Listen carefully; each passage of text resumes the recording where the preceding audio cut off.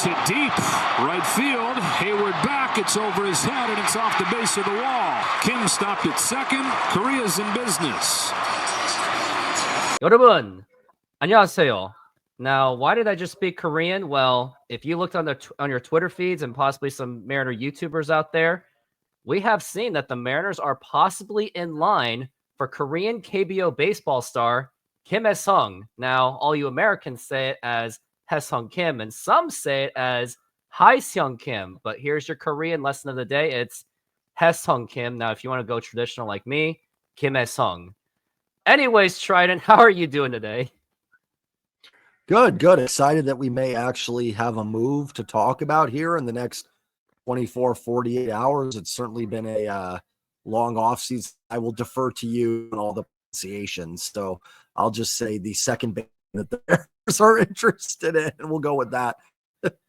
That's perfectly okay. I mean, as someone that's Korean, grew up in American culture, I'm used to everyone saying however they want to say it. I mean, I also think about that. I have a hard time pronouncing names of other cultures too, so I can't really say too much anyway.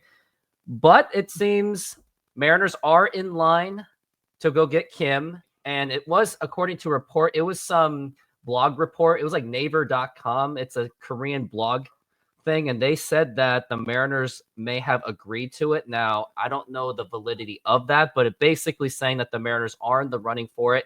And it has been allegedly that it was maybe a 3-year, $15 million contract, which is below what the alleged actual amount of other teams offering.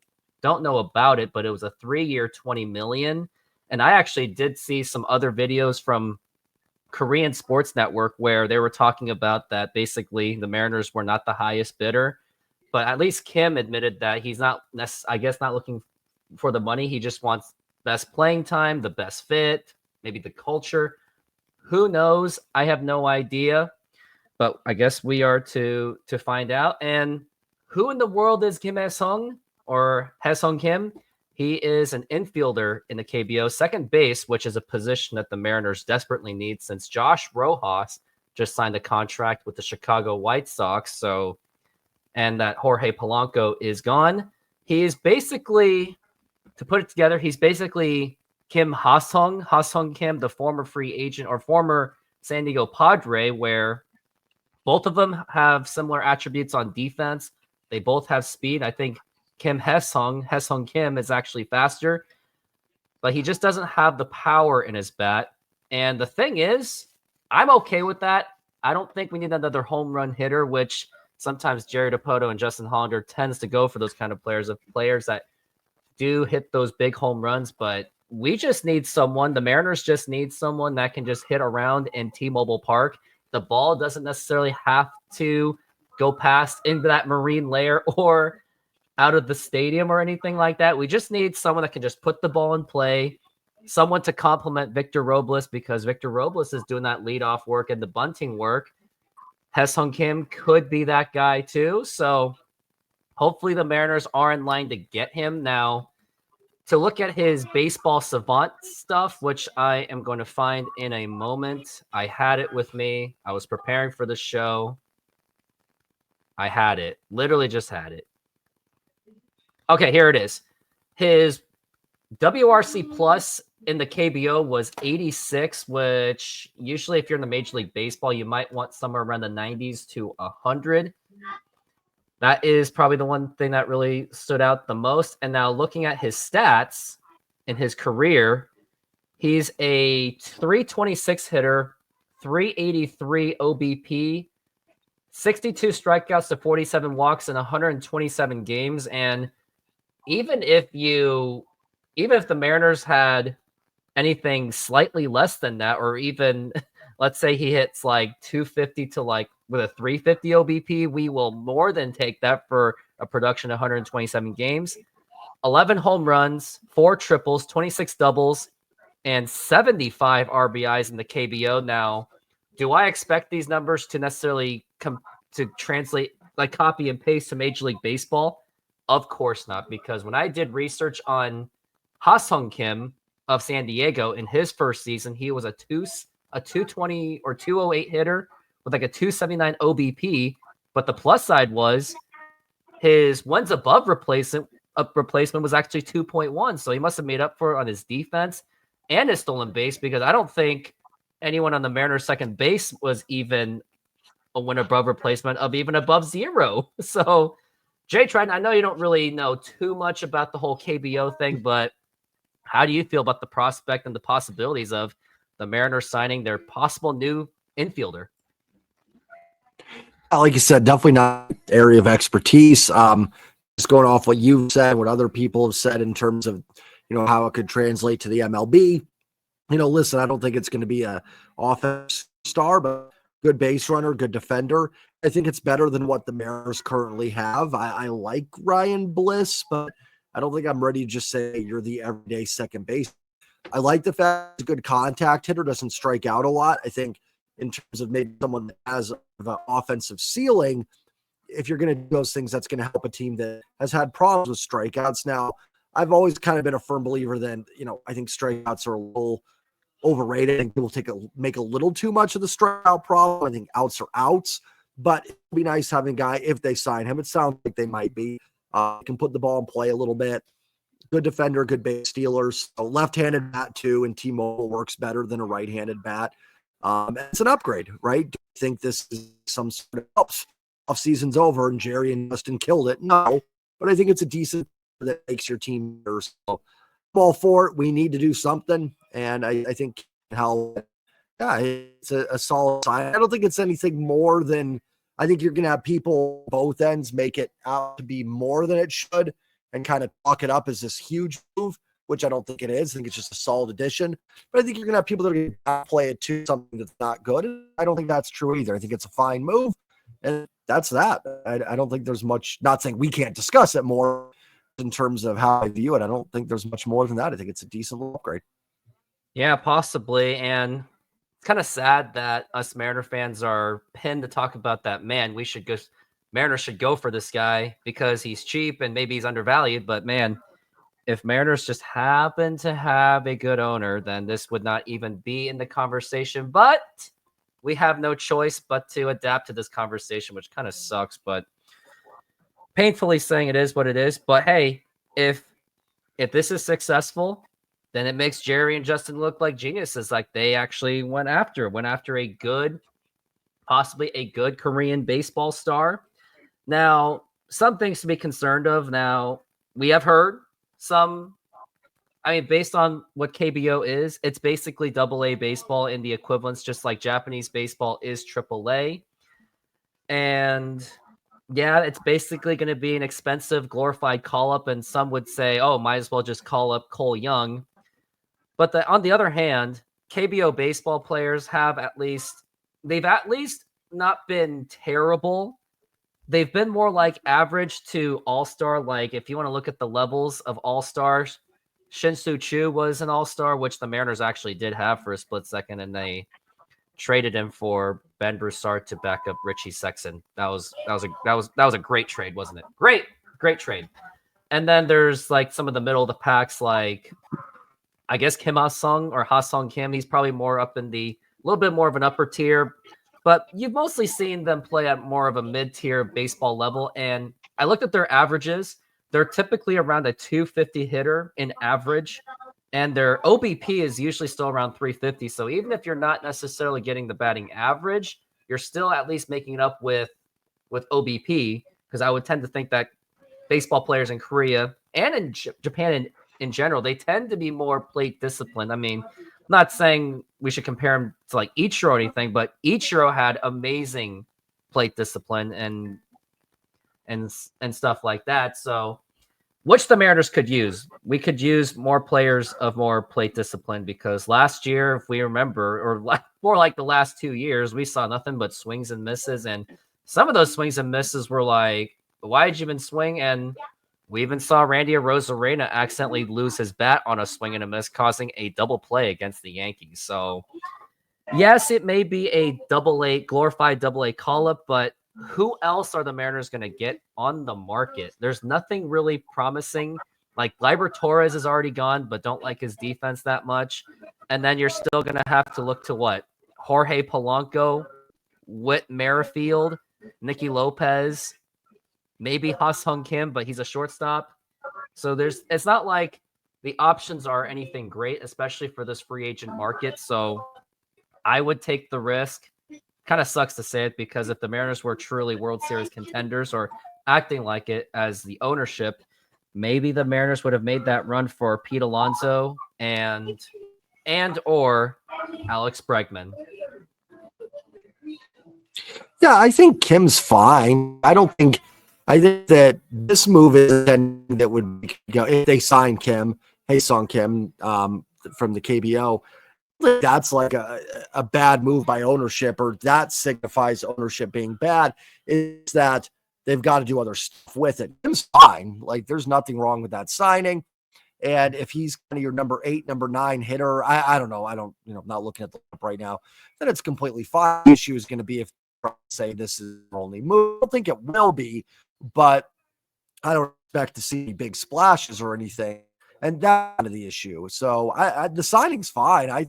The Mariners were, let's say they did go all in. Let's say I don't know who was traded. Let's say they signed a Christian Walker and they had big trade for someone at third base, or they signed Bregman. I'm not saying expecting to do all this, and then they signed him, then yeah, it's really fine. That this move in it is completely a fine move in my opinion. It's just that it's more of a complementary piece to add more than anything that's going to, I think, move the needle. But Mariners have some terrible second base the last 3 years, despite some of Adam Fraser's heroics in the postseason. So I think you kind of said in the beginning, like the 2 above replacement level type, if you like that, that's probably 2 more wins than you've gotten the last 3 years combined. I don't know what Frazier ended up.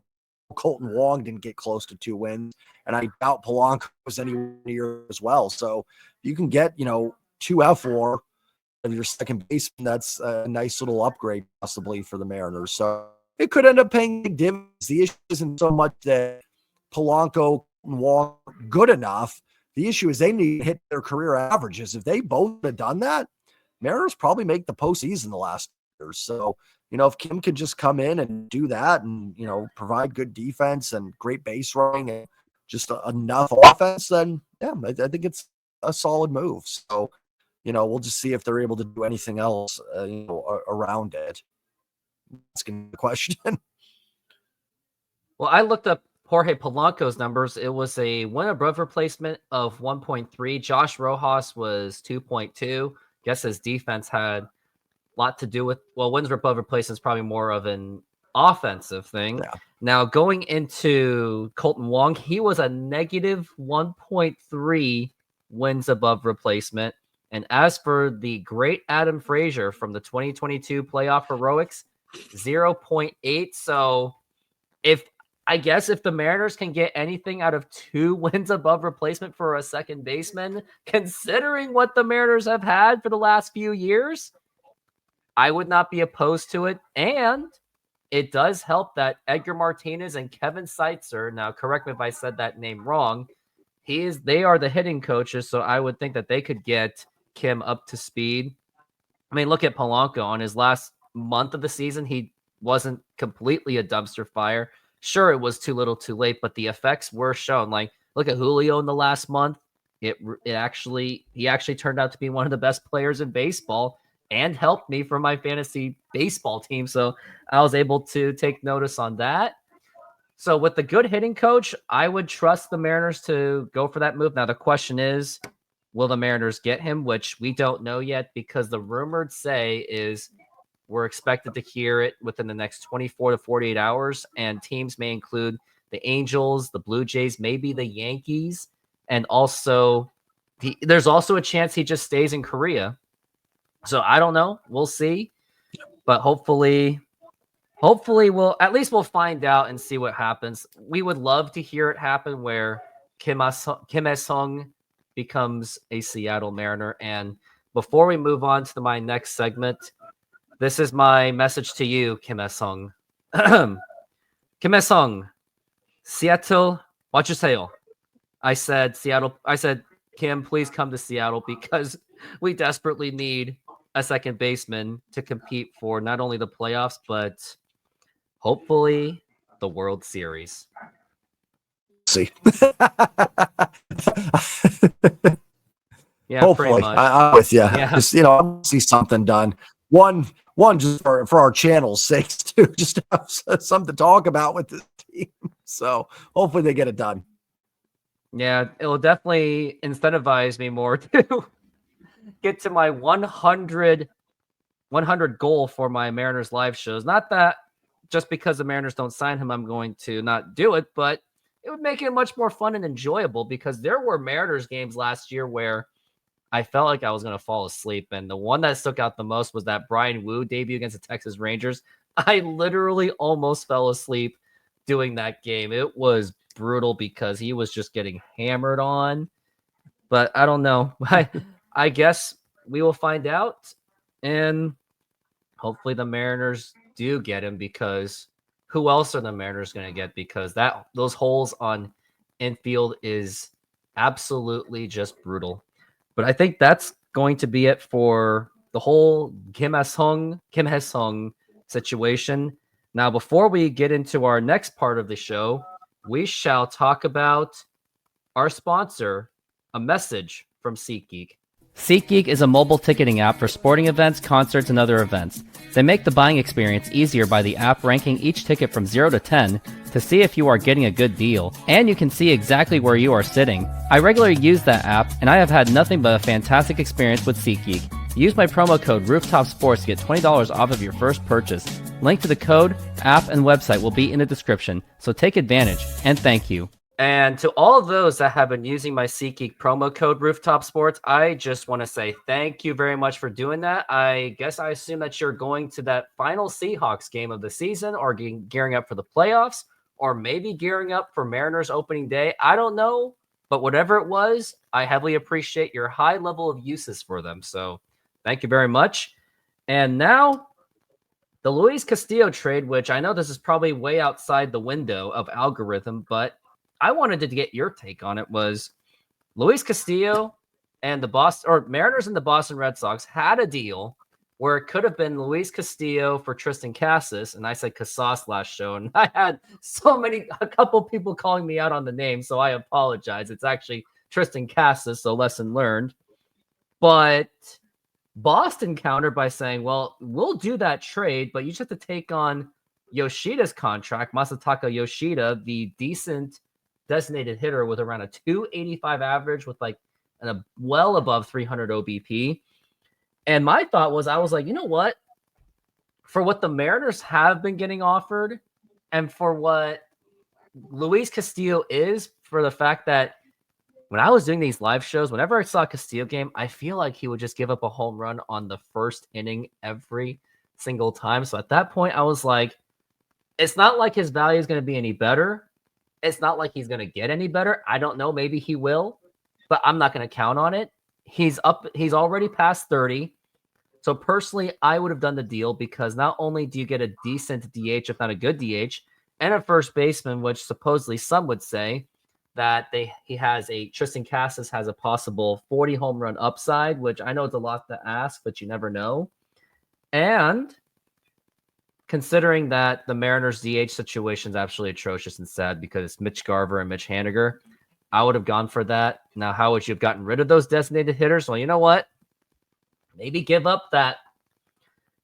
Maybe you could have done it with the top 15 prospect to get rid of Haniger's contract, or if the ownership wasn't so cheap, just give him the Bobby Bonilla contract. I don't know, but personally, I felt like this was a deal that I think the Mariners should have taken advantage of, but unfortunately, they didn't. And well, I'm here on this show to hear from Jay Trident on what you thought of that whole trade thing. That didn't happen. Hopefully my sound's a little better for this one. Yeah, I mean, I get it. Like, I get why people wanted to do it. You fill a first base hole. I like Tristan Casas. I think maybe little on the overrated side, but I do Castillo for Casas. Save the money from Castillo, and Casas gives you someone under club control for a few years. You can put it for space and provide value. The problem with throwing Yoshida in for me is that one of the main benefits of trading Castillo is, one, the Mariners want to upgrade the major league roster, which has been tough to do. So excuse me. And then the other is to save money. take on Yoshida's contract, you don't really get that savings that you're looking for. Now, we could argue if the Mariners should be looking for financial savings. That's a whole nother topic and beef with Mariners ownership. But and then you've got DHs on your roster. So Yoshida, Haniger, and Garver. I mean, you could platoon Yoshida and Garver. I don't think that's like the worst DH combo you could have in baseball, but it's a very expensive DH platoon. You're paying both of them a combined what Yoshida's got, I think 4 years, 53 million left, 3 years, 53 million. 18 million a year. Garver's around like 12. 12. And so you're Haniger's essentially 15. paying Garver and Yoshida 30 million to. Yeah, and you essentially got 3 DAs that are combining for 45 million. And I say this, there's a reason the Red Sox countered with that. They wanted to get Yoshida's contract off the books. I get it. Like, again, it does upgrade. Yoshida probably is your better of the 3 options at DH amongst those 3 because he's better against righties and you're going to face more righties than more lefties. And I like Casas, but Castillo has value too, and that's the other thing in this. Like, I don't hate those guys. I'm not wild on Yoshida. I like Casas, but you do lose Castillo in that deal, and you lose any financial flexibility. So Castillo for Casas, I think makes sense. I get it. Like, would I have done it? I don't think I would have done that trade. At first I was like, oh yeah, why wouldn't you do this? Then I kind of sat back and looked at it a little bit more, looked at Yoshida's contract. And it just doesn't provide a ton of value. He's not a bad hitter by any means, but it's just he hits right-handed pitching. It's essentially Mitch Garver just from the other side of the plate. Garver hits left-handed pitching. Oh, again, I take Yoshida over Garver in a pinch, I DH, but overall, just with the money stuff, I think it's probably a fair pass. And I think right now, and we'll probably get into it, I think you're better off just keeping Castillo now, unless something just goes you away. Which I don't really see happening because, unfortunately, everyone knows that the Mariners have these problems. So that's why they're not able to get like the deal that they want. And it's probably why like the Yankees were able to get, for example, Cody Bellinger for basically nothing because they didn't really have much to fill. It was basically just to replace Juan Soto. But look at the Mariners. They got this hole, they got this hole, and they got that hole. So teams unfortunately know that. And of course, at first I was like, man, if the Yankees were able to pull that off, why didn't the Mariners? Simple answer. The amount of holes that the Mariners have is much more astronomical than what the Yankees have. So that's why I guess the trading negotiations was, I guess, a bit easier. I don't know. But yeah, look, about Yoshida, I did see his platooning. It's not, yeah, it basically would be a platoon, very expensive platoon player. I did see that. Against lefties, 192 with a 278 average. So yeah, you are correct that basically he would be a platoon player at best. But personally, I still would have done it. That's just me. I know it's not exactly ideal. A lot of people, and including a couple of people on my YouTube channel, were like, no, you can't do this. It's not worth it for Yoshida. And of course, they lectured me the world. I mean, but that's just a whole separate thing. But what I did see the value in still taking on Yoshida's contract is the Mariners still save another $7 million. So that could put them at 23 million because Casas, I don't even know how to say it anymore.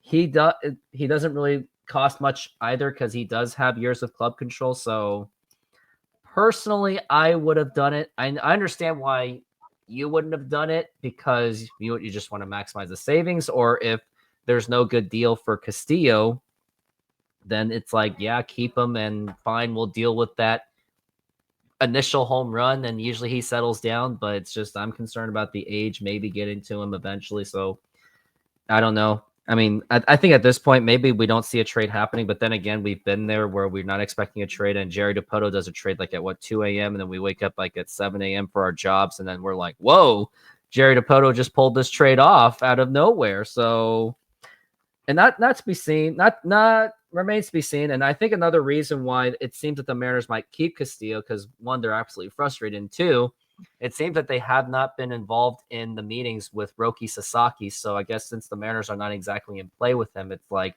why would they trade Castillo? But we all say the same things, like, well, we need Castillo, we trade it because maybe we can get something better. But I guess lot of teams out there know about our desperation. So it looks like getting even a decent bat or a better bat out of what Boston was offering seems to be unlikely. So that's why I'm hoping the Mariners get Kim so they could at least make up for the losses of Josh Rojas and last year Eugenio Suarez, because I think we can all agree that Dylan Moore as a possible full-time to platoon player with Brian Bliss, I think that's just not getting it done for me. So personally, I wouldn't do that. So hopefully the Mariners can figure something out for the offensive end. But I think that's going to be it for Castillo. Now, in case Hye Seong doesn't work out or Hye Seong Kim doesn't work out, there are a couple players I was thinking of, like maybe we can just give them the 1-year prove it deals. Names that pop up. Now, one of them, of course, I think maybe I'll get met with those comments like, you lost credibility, but hear me out. What about if the Mariners bring back Ty France on a 1-year prove it and Jorge Polanco on a 1-year prove it?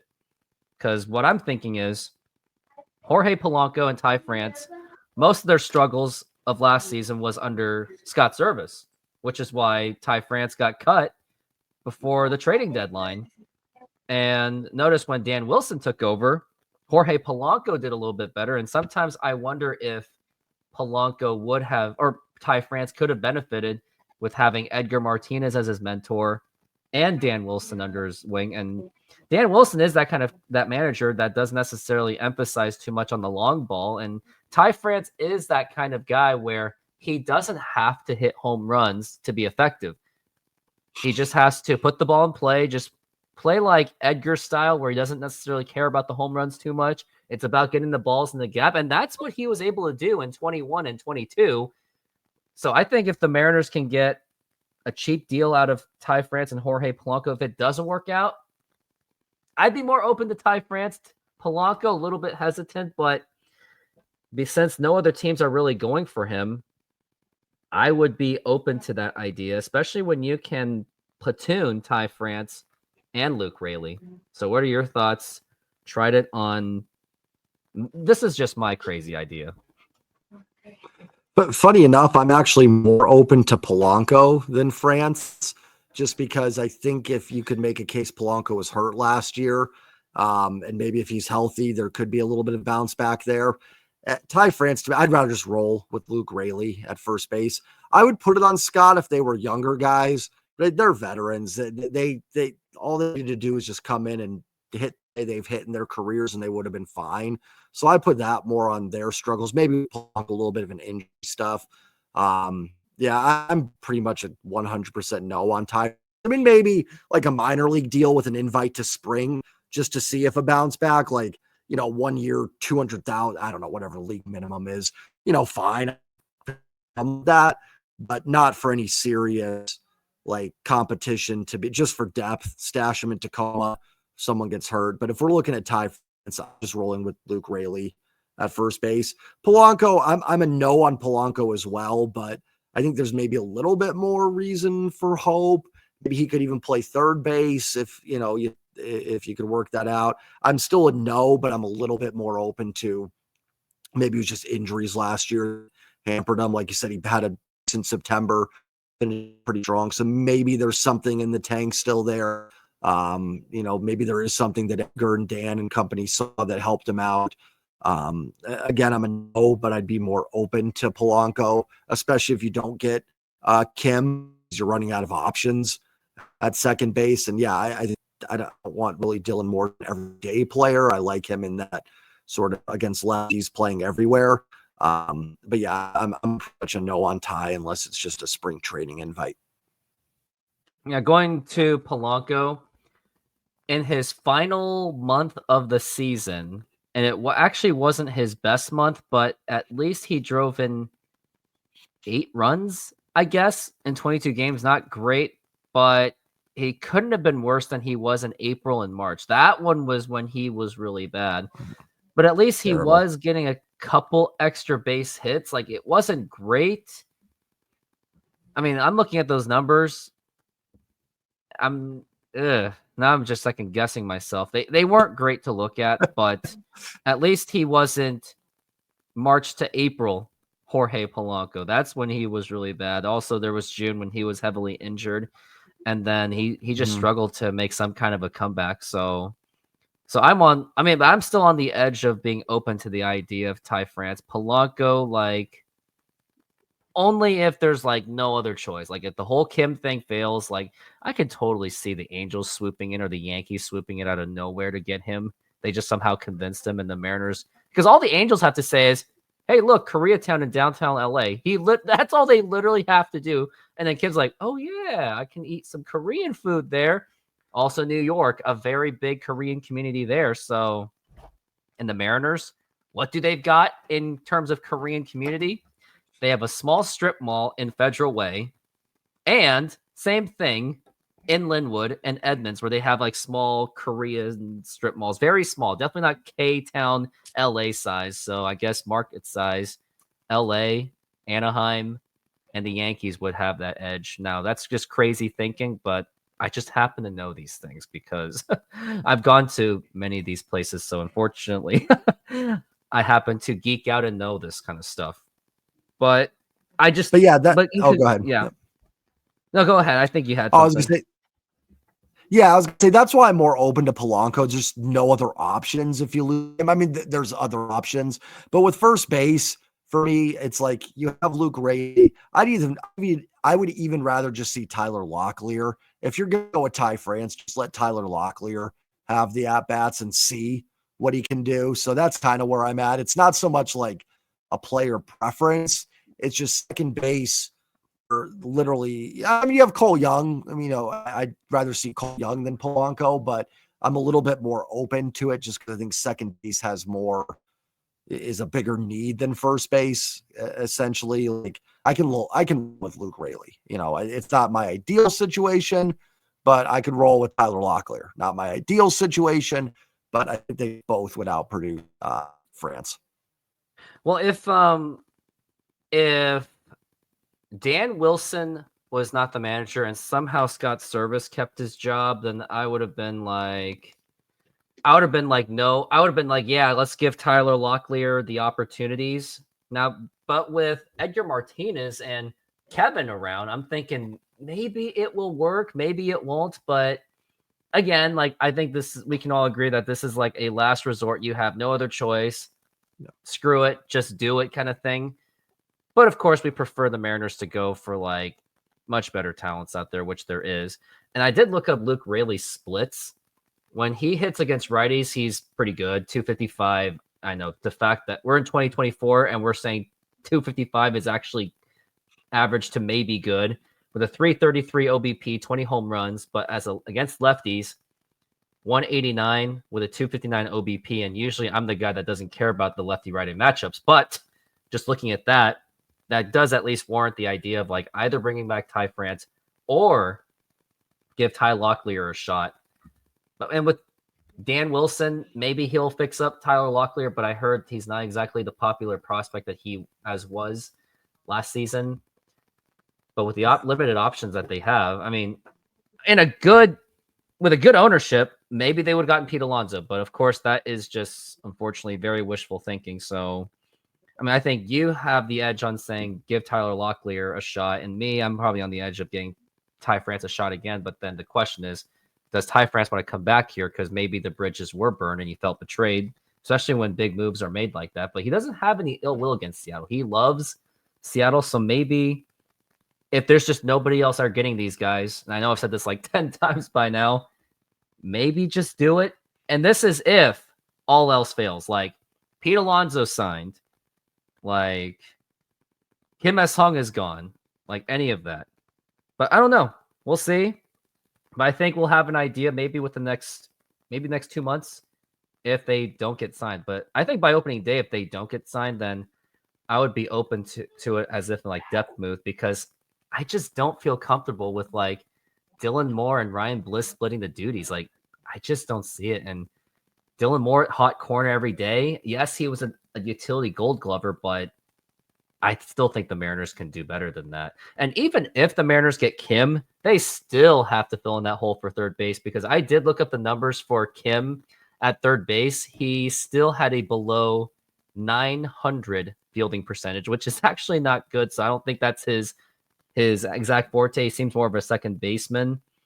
But that burning question is, what are they going to do with third base? And I looked at Cole Young. He was shortstop, but he never played third base. But hey, Alex Rodriguez, and Cal Ripken converted to third base before. So I know that's extreme examples, but it has happened. So maybe Cole Young can play third base. So I think that's all I've got for the Ty France and Jorge Polanco situations. What I'm saying is probably just empty words, because we're all just waiting on Kim Il-sung to make some kind of a decision. But now I have another crazy idea, is looking at that Mariners bullpen. Gregory Santos is recovering from injury. Matt Brash is recovering from injury. I think the Mariners just non-tendered Austin Voth. He's no longer on the team. Andres Munoz, he, as great as a closer he was last year, I still think he showed his streakiness. So I'm thinking of ideas, because both of these players are still on the market.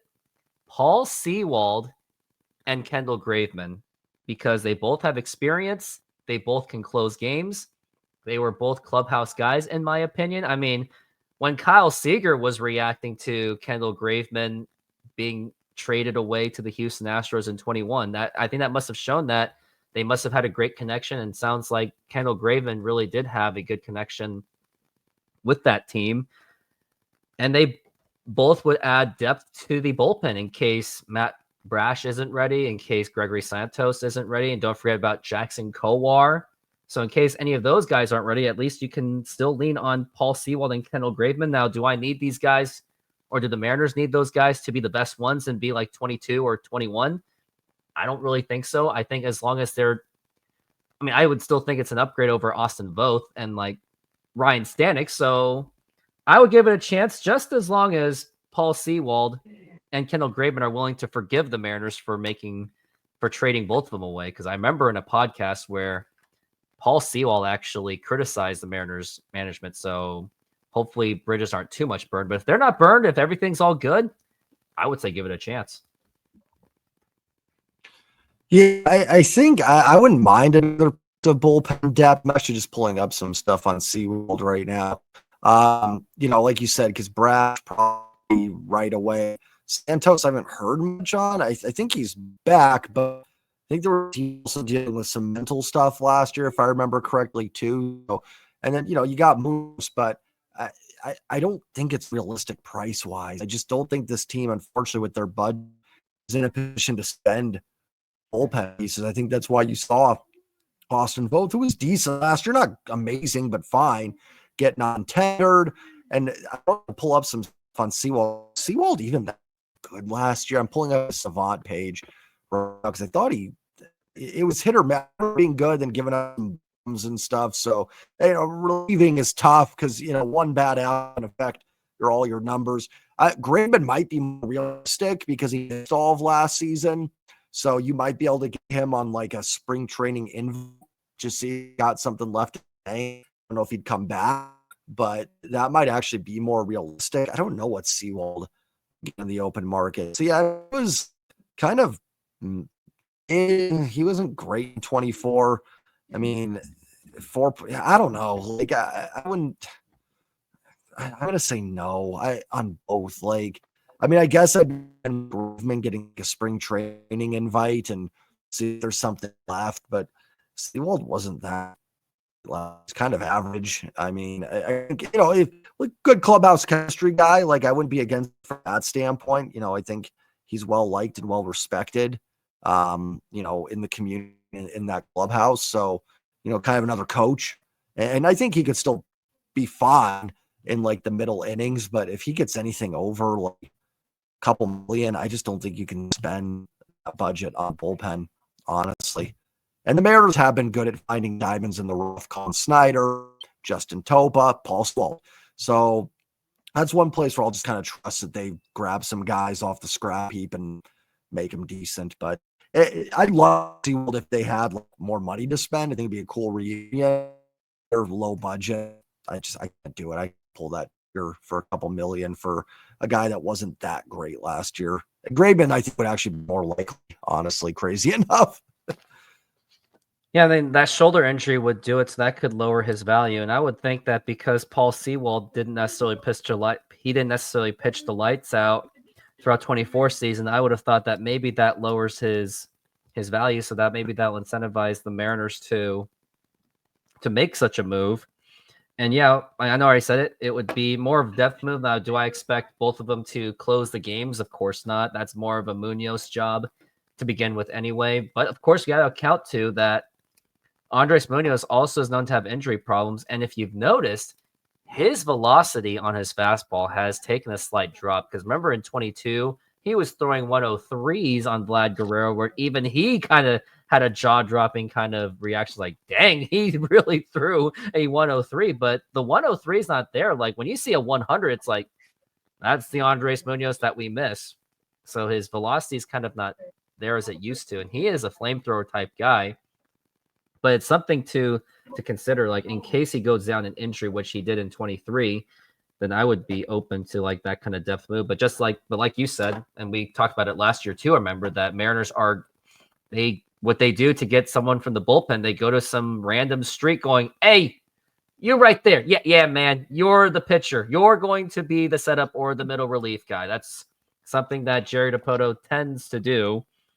So, I mean, it's not much to talk about, but I would definitely recommend something where they should do something with that bullpen depth because, boy, last year's bullpen was very tough to watch. Now, they weren't the worst bullpen in baseball. It wasn't 1997 or 98 that I talk about all the time, but there were games that they really should have controlled. And I know there were fans out there who were like, well, the offense should have scored runs, but also bullpen still had a chance to hold it together because one of the most critical components of being a playoff team and winning a World Series is having a good bullpen. Like, look at the Mariners in the 90s. They had record offensive players. They had record numbers on the offense to the point that the Mariners made a home video of themselves called You Gotta Love These Guys in 1996. But why didn't that team ever get to anywhere? Because they had no bullpen depth. So that's why bullpen must be done. Like, yeah, you can score all the runs you want, but if you don't have a good enough bullpen, it may not matter. But yeah, but that's what I thought I touched on just a little bit to see maybe if should the Mariners do that kind of a reunion, which I hope they do, as long as I guess the bridges were not too terribly burnt. And now the final segment, which this is probably going to be pointless to talk about, but Alex Bregman and Pete Alonso are still available in the market now. The only reason I'm bringing these names up because somehow in the rumors everywhere, and even Locked On Mariners brings up that Pete Alonso's like in that list for the Mariners, which I don't really believe one bit. But if the free agency prolongs longer and longer and longer, and these guys just don't end up signing, because both of these notably, I believe, are Scott Boras clients, and some of the flaws that Scott Boras has, that if he doesn't have like that top 5 player, like Juan Soto, of course he was going to get that kind of money. But when he seems to struggle on these mid-tier players now because more people seem to be catching up on Scott Boras, that he overvalues his clients all the time. And maybe I'm thinking that if Bregman and Alonso, or even just one of them, which I think I would prefer Bregman because he has that hot corner experience, which the Mariners are in need of more. I think maybe it could be enough for Jerry DiPoto and Justin Hollander to be like, hey, these guys are still available. Can you like up the budget just a little bit to get these guys? Which I don't see happening, but I think we can agree that if Stanton says yes, absolutely go for the guys like Pete Alonso and Alex Bregman. And Bregman's in his 30s. He's getting into his 30s as if he already is. So maybe Mariners won't have to worry about asking for like a long-term contract. Maybe he gets a very small one with like some kind of like exit option, just like what they gave for Blake Snell. Like Blake Snell, he opted out of his contract as quickly as he could from San Francisco. And same thing for Pete Alonso, where let me check his age on Pete Alonso really quick. He's 30. They're both 30. Yeah, I don't know who Yeah. has the sooner birthday, but yeah. He's 29, and Bregman, I think, has already reached 30. Yeah. And I would, if nobody else signs him, which literally no one is, like Houston's not able to, I mean, Houston's already moved on from him. We can already agree with that. And the Mets seem to be, I think they seem to be hesitant on Pete Alonso. So I'm thinking, like, I know I just said it. Like, I mean, look at Cody Bellinger. He did not get a long-term contract until Chicago and then traded to the Yankees. So I know it's unrealistic. This is probably the most worthless part of this segment I've ever done in all of my podcasts. But if they are not, if it's dragging on for a really long time, I do think the Mariners should at least give it a shot, because my other case on this too, and now maybe make it worthwhile, look at George Kirby, Logan Gilbert, Cal Raleigh, and even Randy Arozarena. They are already in their arbitration years. Their prices will just keep going up, up, and up. And just to think that I was begging the Mariners for the last few years, a couple of years too, just spend the money now, get it over with, get the World Series out of our systems, because of the ownership mindset. They're like, oh, maybe one World Series will be good enough to shut up the Mariner fans, which I guess they don't even care about that. But yeah, get that World Series out of the way and then worry about those contracts later. Like, I still think that they are very much still in that win now window, because what scares me more is once the Mariners get into the arbitration years of Brian Wu and Bryce Miller, because depending how good they do, and if they hold up, especially with Brian Wu's health, they're not going to get any cheaper. So this is exactly why where I'm like, you know what? If the market's not good for Pete Alonso and Alex Bregman, why not give him like a very short, why not try to give him a short-term, like, prove-it contracts, which I know that's pretty delusional, but why not give it a shot? Because Mariners have that World Series window. They still do. But it's severely running out, and they are unfortunately running out of time. And the perfect opportunities for the last 2 years, because in 23, all they would have had to play was the Arizona Diamondbacks in 2023. In 2024, they played in arguably the worst division of that decade so far. It was arguably the worst division in baseball. And all they had to do was just win a couple more games, a few more games to get past Houston. So I think that if the Mariners spend any kind of money, we would have been talking about playoffs. Our YouTube channels would be more fun to work with. But the Mariners are they are severely wasting a lot of time, and time is severely running out. And I've noticed this cycle where Mariners happen to come up with these great core of players, and then they just waste all of it by going too cheap, because they are like, oh, but we got to save the money for these guys. That was the 90s and the 2000s, and it all disappeared. And then even the Robinson Cano and Felix, Kyle Seager, Nelson Cruz, they had a great window to get to the World Series between 15 and 16 before Houston blew up, and they wasted that as well. So basically, this part of the segment of this show is basically saying the Mariners are wasting their time, and they're running out of time severely. So if I were them, try to see what you can get out of Alex Bregman and Pete Alonso, because imagine having both of them on the team, which obviously won't happen. It would make a huge difference. And if they even got one of them, I'll even be like, okay, I'll leave you alone, John Stanton. I'll stop bad-mouthing you. Maybe I'll put a swear jar, a swear John Stanton jar. If you got two of those guys, then I'll hush for like at least a few moments. The two, I definitely prefer Bregman just because it's a premium position. I'll be honest, actually, Alonso does scare me a little bit. He's shown a little bit of decline. I'm one deal loaded, sure. I think a long-term deal with Alonso would actually kind of be a little rough. I'm with you, though. You see that with the Boras stuff where it's like, you know, they end up getting like these huge 2-year deals. I just don't see it at all. Like, so it's hard to, but out of the two, I mean, like you said, obviously both won't happen. For Bregman, and he's a better defender. Like, Bregman actually is legitimately good. third baseman. Alonso is not really a great first baseman. And you do have some stuff at first base that you could roll with, so out of the two, I would definitely prefer Alex Bregman. I'd love to see it. I always in the back of my mind, like, that's what they're doing. They do this. And it was always my hope before the Shohei offseason was like, maybe they're just holding out. They're making this big play for Shohei or something. And, it's just, it always ends up being the same. But Alonso, I could stomach not being on that. I mean, again, if it got down cheap enough, like, sure, make it happen. I could understand that. Bregman would be cool, I think, I think that would be a nice addition. It'd be kind of cool to have someone that's been on the Astros to the Mariners and, maybe want to get revenge on the Astros for a little while. So that would be kind of cool to see Bregman, putting for Houston would be fun to see, from the Mariners perspective on the Mariners.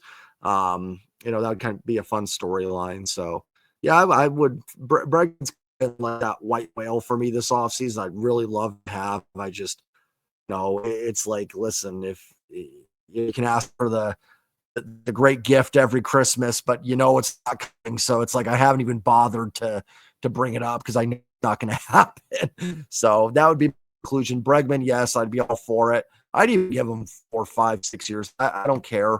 I'm excited they signed Alonso. Like, trust me, I make a video going, holy cow, America's got Pete Alonso. But I'm a little bit more like cautious with Alonso. I'll be honest with that. I am a little bit more like, I had to pick of the two. Give me Bregman. I would definitely agree with that too. And I looked at Bregman's numbers. It did actually have a decline, so I can see why Houston got rid of him, or they just let him go and they just moved on to get somebody else. I think it was, I forgot who it was that they got for third base, just not in the top of my head. So I'm not going to say the name just because I don't want to sound inaccurate. He was making around $30 million by the time that he was done with Houston. I think based on what's going on in free agency, I don't see $30 million happening again. But then again, I was wrong with Blake Snell because I didn't know if Blake Snell was going to get $37 million a year. So it may happen for Bregman, but usually when free agency goes this late, that usually means maybe their value goes down. Like, usually when free agents are signed, it's when December is when it's happening, but it hasn't happened for Bregman yet. And I do agree with you. Like, I do like the idea of having that the former Astro going up against the Mariners. And I think on a financials perspective, yeah, you're sure spending quite a bit for Alex Bregman, but at least maybe you'll jack up those ratings will go up, because when it's like Mariners and Houston, that's when maybe that rivalry would be a bit more serious. Like, because the last 2 years, there hasn't really been much of a reason for the Mariners and Astro fans to really go at each other. Like, it got to the point when Houston fans were making fun of the Mariners on my Twitter. I was like, dude, you're like talking to the wrong person. Like, I know, I agree with you. Go talk to someone else. Or most of the time I was like, yep, you're probably right. And then they're probably like, oh, okay, that's it. That's sometimes the best way to end an argument, is when you just agree with them, because the one thing when you agree with them or even pretend or fake it, they actually get mad because they failed to get under your skin. So, but bottom line, nobody hates Mariners more than Mariners fans. You can't come at us with that. It's like, yeah, we like or so. we are You're our not own our bitter feelings. rivals. We're our own bitter rivals. Yeah. Now, when it was 22, oh yeah, of course, let's trash talk. Let's go at it. Let's have some fun. But then when it got to 23 and 24, it was like, well, we don't really have much ammunition. So you guys are correct. But I do think if Alex Bregman goes to Seattle and he's good, then that's where the rivalry can happen. But until then, we're only hoping that the Mariners get a star from South Korea. That's all we're hoping for at this point. And the crazy thing is, that's the standard, where Mariners get someone from South Korea where it's still no guarantee. Some would actually call that success, not be like, well, where's our third baseman? So I guess we'll have a better idea within the next 24 hours, because it turns out that his deadline, possibly whether to stay in KBO or go to Major League Baseball, I guess that's when we'll find out, when if he goes to the Mariners or if the Angels or the Yankees or anybody else humiliates us by getting him, which would be embarrassing because all these Korean sources are like, oh yeah, Mariners are the favorite despite not spending the most money, and then just watch, it'd be like the Yankees swoop in, the Angels swoop in.